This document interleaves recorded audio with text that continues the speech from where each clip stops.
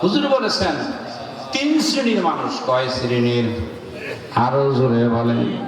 তিন শ্রেণীর মানুষ বিনা হিসাবে জান্নাতে যাবে। এখানেই শেষ নয়, এদের চেহারা এক গ্রুপের হবে আকাশের তারকার মতো, আর গ্রুপের হবে আকাশের চাঁদের মতো, আরেক গ্রুপে আরেক দলের চেহারা হবে সূর্যের মতো।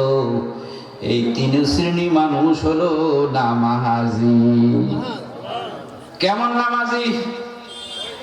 প্রথমকার শ্রেণী যারা সূর্যের মতো চেহারা হবে, এই শ্রেণীর মানুষ আজানি দেয় নাই, নামাজের ওযু কইরা প্রস্তুত। বলেন না সুবহানাল্লাহ। এরকম আমরা কি হতে পারি না? হতে পারছি?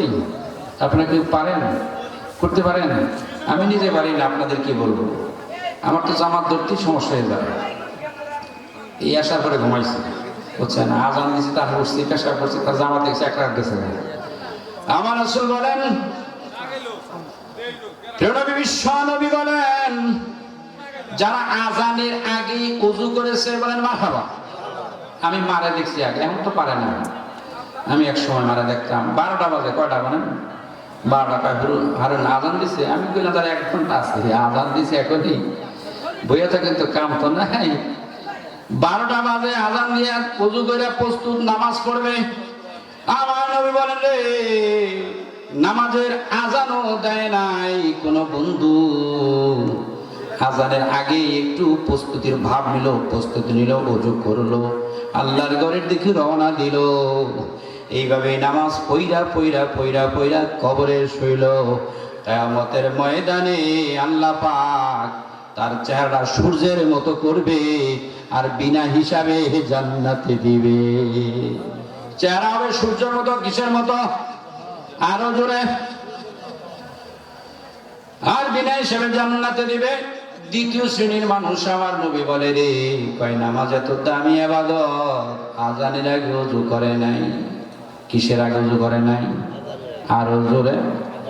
গরিব মানুষ, বেশি অর্থ সম্পত্তি নাই, এত সময় তার নাই, আজানের আগে ওযু করে নাই, কিন্তু আজানের পরে দুনিয়ার কাজ আর করে নাই। আজান দেওয়ার পরে নামাজের জন্য তৈরি হয়েছে, জরুরি কাজ সারছে। বলে সুবহানাল্লাহ। আজানের পরে যাদের জরুরি প্রয়োজনগুলো সারলো, এরপরে ওযু করলো, মসজিদে গেল, বাড়িতে নামাজ পড়লো, নামাজ পড়ে পড়ে নামাজের হিসাবটা মিলাইয়া কবরে শুইল। আমার রাসূল বলে রে, এই মানুষগুলোর চেহারা আকাশের চাঁদের মতো হবে, আর এরাও বিনা হিসাবে জান্নাতে যাবে। তৃতীয় শ্রেণীর কারা? এই শ্রেণীর মধ্যে আমরা পড়তে পারি, বলেন আলহামদুলিল্লাহ। আল্লাহ জানে এই তৃতীয় নাম্বারের মধ্যে ফেলায়। ফার্স্ট ক্লাস বাদে দিলাম, সেকেন্ড ক্লাস বাদে দিলাম, আল্লাহ জানে তো তৃতীয় শ্রেণীর মধ্যে ফেলায়। সবাই জোরে বলে আমিন। আমাদের উপস্থিত হয়েছে, আল্লাহ জানে তো তৃতীয় শ্রেণীর মধ্যে হইলো ফেলায়। জোরে জোরে আমিন। কয় তৃতীয় শ্রেণীর ব্যক্তি কারা? কয় তৃতীয় শ্রেণীর ব্যক্তি হলো তারা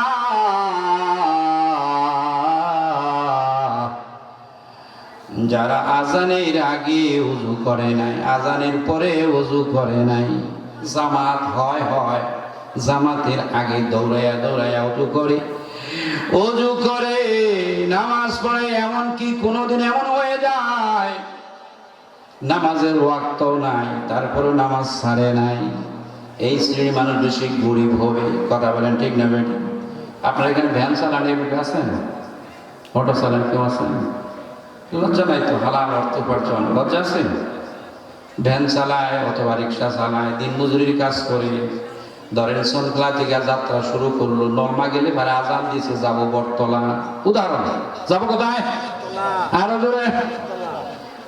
নলমা যাওয়ার পর আজান দিছে, এখন যদি বেনালায় যাত্রীরে কয়, ও যাত্রী ভাইরা রে, তোমরা একটু বসো, আমি নামাজ পড়ে আসি। যাত্রী থাকবো তো? থাকবো। বাংলা নামাজ দিয়েছো, তুমি নামাজ করো, আমরা আড়া দিলাম, টাকা না দিয়ে আড়া দিব।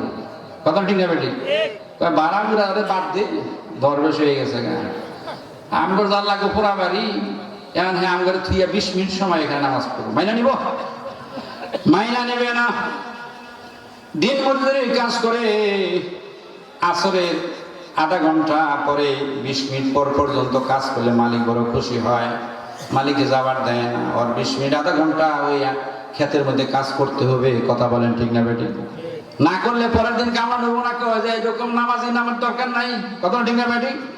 ওই যে আসরের পরে আধা ঘন্টা পরে কাজ করলো, ওই ব্যাংকটা নিয়ে পড়া বাড়ি গেল, যদি ওয়াক্ত চলে যায়, হাদিসের ব্যাখ্যা করতেছি, যদি ওয়াক্ত চলে যায়, পোড়া বাড়ি যাওয়ার পরে যদি মাগরিবের আজান দেয়, আর ওই নামাজি যাত্রী নামায়া আসরের নামাজটা কায়জা করলো, মাগরিবের নামাজটা জামাতের সহিত পয়রা নিল, আমার নবী বলে রে, এইভাবে নামাজের মিল কইরা যারা কবরে শুইবে, ওই মানুষগুলো কিয়ামতের ময়দানে আকাশের তারকার মতো তাদের চেহারা ঝলমল করবে, আর বিনা হিসাবে জান্নাতে যাবে।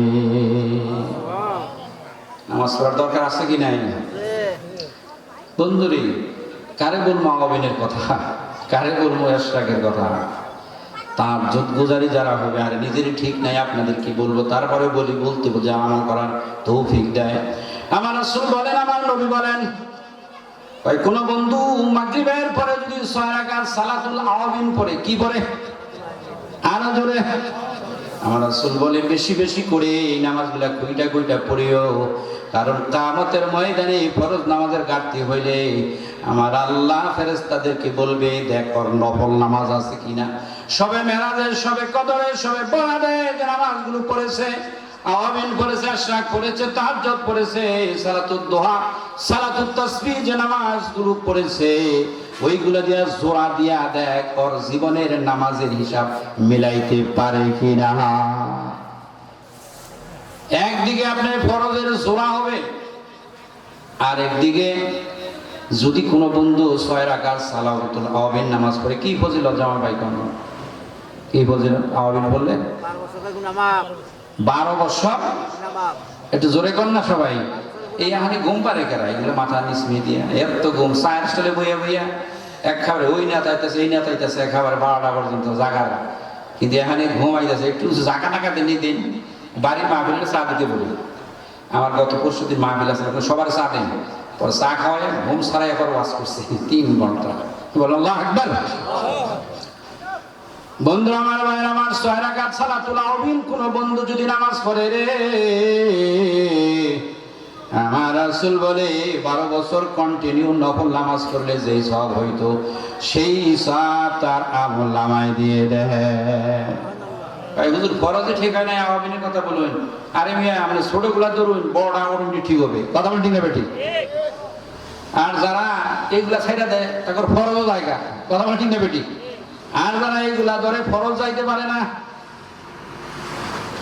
জিকির করেন লা ইলাহা ইল্লাল্লাহ, লা ইলাহা ইল্লাল্লাহ, লা ইলাহা ইল্লাল্লাহ, মুহাম্মাদুর রাসূলুল্লাহ, লা ইলাহা ইল্লাল্লাহু মুহাম্মাদুর রাসূলুল্লাহ। দেই আপনাদের কার কার মনে আছে 6 রাকাত সালাতুল আওয়াবিন পড়লে কি পরিমাণ সওয়াব পাওয়া যায়? 12 বছর নফল নামাজ পড়লে কন্টিনিউ, এই 12 বছরের মধ্যে সবে কদর আছে, সবে বরাত আছে, সবে মেরাজ আছে। 12 বছর কন্টিনিউ নফল নামাজ পড়লে যেই সওয়াব হইতো, এই 6 রাকাত নামাজের বিনিময়ে আল্লাহ তারে দান করবে। কোন বন্ধু ফজর নামাজ পড়ে ওই মুসল্লায় বসে বসে জিকির আজকার দরুদ তাসবিহ তাহলিল পড়তে থাকবে, বেলা ওঠার পরে যদি 2 রাকাত নামাজ পড়ে, কয় রাকাত? 2 রাকাত। আরো জোরে 2 রাকাত ইশরাকের নামাজ পড়ে। নামাজের নামটা কি? ইশরাকের। কোন বন্ধু যদি 2 রাকাত, কোন ভাই কোন বোন যদি 2 রাকাত ইশরাকের নামাজ পড়ে, আমার নবী বলেন একটা কবুল হজ, একটা উমরা হজের সওয়াব তার আমলনামায় দেওয়া হয়। জান্নাতে যায় দেখবে হাজার হাজার উমরার, হাজার হাজার হজের সওয়াব। বলবে মাওলা, আমি তো এতবার হজ করি নাই, একবার তো যাই নাই, এতগুলা হজের সওয়াবকে? আমার আল্লাহ বলবে, আমার নবী তোমাদেরকে জানিয়ে দিয়েছে কেউ যদি বেলা ওঠার পরে 2 রাকাত এশরাকে নামাজ পড়ো, একটি কবুল হজ, একটি উমরা হজের সওয়াব হইয়া যায়। বর্তমানে এই যে আমার দলা ভাই কেশিয়ার ভাই উমরা করে আইলে 1.5 লাখ টাকার উপরে খরচ। অনেকেই হজ করতে যায়, আপনি লাগে 6 লাখ।